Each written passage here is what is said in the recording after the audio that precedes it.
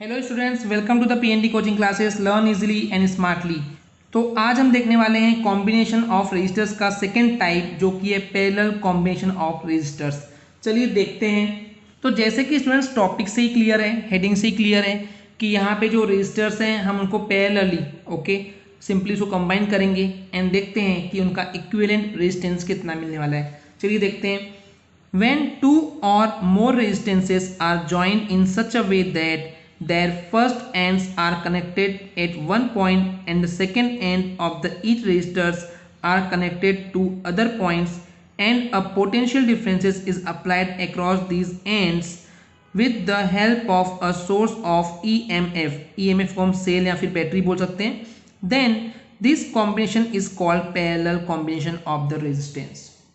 मान लेते हैं आपके पास तीन रेजिस्टर्स हैं, उन तीनों को ज्वाइन करना है पैरेलली। तो आप कैसे करेंगे? उन तीनों ही रेजिस्टर्स के एक एंड्स, सपोज कर रहा हूं मैं, लेफ्ट एंड को हम कनेक्ट कर लेंगे एक पॉइंट से एंड उन तीनों ही रेजिस्टर्स के राइट वाले एंड को कनेक्ट कर लेंगे एक दूसरे पॉइंट से। तो बेसिकली कैसे हो जाएंगे? Parallel. And in that case basically उन तीनों का जो पोटेंशियल डिफरेंस होगा वो एक जैसे ही होगा, क्योंकि वो पैरेलली कनेक्टेड हैं। जैसे हमने देखा था कि सीरीज में क्या हो रहा था कि उनका across the end points potential difference अलग हो रहा था, V1 V2 V3 हो रहा था, जैसे कि पिछली वीडियो में हमने देखे। अगर आपने नहीं देखे तो आपको वो देखना चाहिए पहले। ओके, पर यहाँ पे क्योंकि दोनों या तीनों जितने भी रजिस्टर्स आप ले रहे हैं उन तीनों को एक ही एंड पॉइंट से कनेक्ट किया गया है, यानी कि उन तीनों के एंड पॉइंट्स एक ही है, तो उनका पोटेंशियल डिफरेंस क्या होगा? एक ही होगा। बट यहाँ पे क्या चेंज होगा? बेसिकली उनकी करेंट, जो करंट सप्लाई हो रही थी वो यहाँ पे I1 I2 I3 हो जाएगी, क्योंकि सर्किट में जब करंट फ्लो होती है तो उसके पास तीन रास्ते मिलते हैं। ओके, एंड जो करंट है वो कभी भी एंड पॉइंट से डील नहीं करती है, उसको जितने पाथ मिलते हैं तो करंट उतने ही पाथ में डिस्ट्रीब्यूट हो जाती है। उसको तीन पाथ मिले तो I1 I2 I3 बन जाएगा। अगर सपोज कीजिए पांच रास्ते हैं तो I1 I2 I3 I4 I5 इस टाइप से बन जाएगा। तो जब हम डायग्राम से डील करेंगे तो आपको ज़्यादा क्लियर होगा। ओके स्टूडेंट्स, उसके बाद जो हमने सर्किट को हमने एंड पॉइंट से कनेक्ट किए उसको सिंपली हम बैटरी या फिर सेल से कनेक्ट कर देंगे, तो आपको क्लियर हो गया कि पैरेलल कॉम्बिनेशन ऑफ रेजिस्टर्स क्या है। चलिए आगे देखते हैं। In this combination the potential difference across the ends of each resistance is same while the current through each resistors is different, जो कि अभी हमने आपको बताया कि पोटेंशियल डिफरेंस क्या होगा? सेम होगा, बट जो करंट है वो डिफरेंट होगी। The current supplied by the source of EMF is distributed to each resistor and divided into two parts at junction point। तो जहां भी उसको जंक्शन पॉइंट मिलेगा तो वो इक्वली डिवाइड हो जाती है। ओके, यहाँ पे टू पार्ट्स बोला गया, यानी कि क्योंकि उसको दो रास्ते मिल रहे थे तो दो पॉइंट्स में जंक्शन के पॉइंट पे डिवाइड हो रही थी। चलिए डायग्राम से ज़्यादा क्लियर होगा, देखते हैं। The parallel combination of three resistance is shown in the figure 3.9a and its equivalent circuit is shown in figure 3.9b। तो जैसे कि डायग्राम में देख रहे हैं कि मेरे पास रेजिस्टेंस R1 है, फिर R2 है एंड R3 है। यहाँ पे एक मिसप्रिंट है स्टूडेंट्स कि यहाँ V1 V2 V3 बोला गया है। एक्चुअली V1 V2 V3 नहीं होगा, क्योंकि सभी का पोटेंशियल डिफरेंस क्या होगा? इक्वल एंड द सेम होगा। तो यहाँ पे एक मिसप्रिंट है, आप करेक्ट करना। बट जो ये करंट थी, यहाँ से जो करंट आई जा रही थी उसको तीन रास्ते मिले, तो ये I1 I2 एंड I3 में डिवाइड हो जाएगी। ओके, इसी के लिए जो इक्विवेलेंस सर्किट दिया हुआ है वो है एक रेजिस्टेंस R लिए, पोटेंशियल डिफरेंस तो V ही रहेगा एंड करंट I होगी। ओके स्टूडेंट्स, आई होप आपको क्लियर हो गया होगा। चलिए अब इसका डेरिवेशन देखते हैं। Suppose three resistance R1 R2 and R3 are joined in parallel between X and Y। आपको दिख भी रहा है, right? In the point figure 3.9a between the points X and Y a potential difference V is applied. Potential difference V apply की and the I current flows through the circuit, जो कि मैंने समझाया। The current I gets divided into three parts. Let I1, I2 and I3 be the currents through resistances R1, R2 and R3 respectively। तो resistance R1 के लिए current I1 flow हो रही है, रेजिस्टेंस R2 के लिए करंट I2 फ्लो हो रही है एंड रेजिस्टेंस R3 के लिए करंट I3 फ्लो हो रही है। सो टोटल करंट कितनी हो जाएगी? That is I is equal to I1 plus I2 plus I3। But according to the अगर ओम्स लॉ हम बात करें तो हो जाएगा I1 इज इक्वल टू क्या होता है? V upon R1। I2 कितना हो जाएगा? V upon R2 and I3 कितनी हो जाएगी? V upon R3। बट अगर मैं इस इक्विवेलेंट सर्किट की बात करूं तो उस केस में जो ओम्स लॉ अप्लाई होगा तो होगा I is equal to V upon R। Okay, तो अब इस I की जगह मैं V अपॉन R पुट कर दूंगा। यहाँ I1 I2 I3 की जो वैल्यूज दी हुई है वो मैं सिंपली यहाँ पे पुटअप कर दूंगा। तो हमको कुछ इस टाइप से क्वेश्चन मिलने वाला है।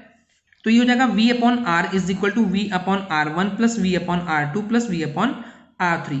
तो यहाँ से V कॉमन निकल रहा है तो V कॉमन निकालेंगे तो हो जाएगा ये 1 upon R1 plus 1 upon R2 plus 1 upon R3। तो V जो कॉमन निकला है तो V से V कैंसिल हो जाएगा तो हो जाएगा 1 अपॉन R। तो यही जो हमारा फॉर्मूला मिला है ये फॉर्मूला है बेसिकली पैरेलल कॉम्बिनेशन के केस में टोटल या फिर इक्विवेलेंस रेजिस्टेंस की। ओके स्टूडेंट्स, तो इस फॉर्मूले से क्लियर होता है कि the reciprocal of the equivalence resistance, इस इक्विवेलेंस रेजिस्टेंस का जो रेसिप्रोकल है of a parallel combination of resistances is equal to the sum, right, sum of the reciprocals of the individual resistances.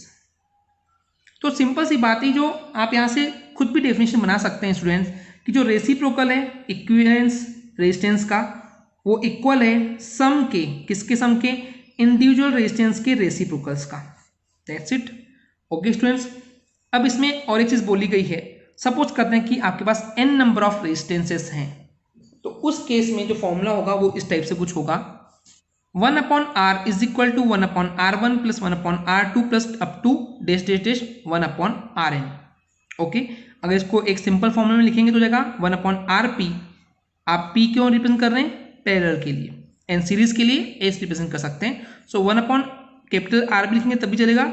So 1 upon capital R is equal to summation of I is equal to 1 to n and 1 upon Ri। Okay students, I hope आपको clear हो गया होगा। तो चलिए अब देखते हैं एक एग्जाम्पल, उससे आपको ज़्यादा ये चीज़ें क्लियर होगी। सपोज करते हैं कि आपके पास 1 ओम 2 ओम एंड 3 ओम के 3 रेजिस्टर्स हैं, उन तीनों को आप कनेक्ट कर रहे हैं पैरेलली।